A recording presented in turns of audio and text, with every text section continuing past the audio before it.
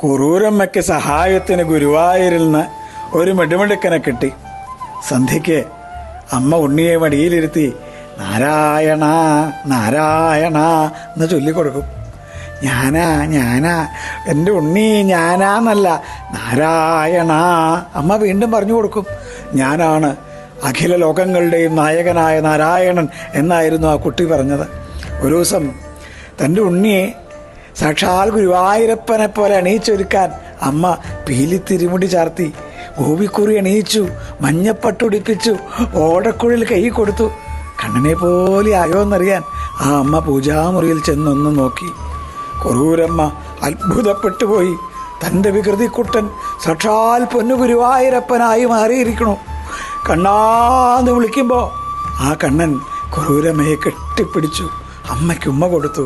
ആ അമ്മയെ വൈകുണ്ഠത്തിലേക്ക്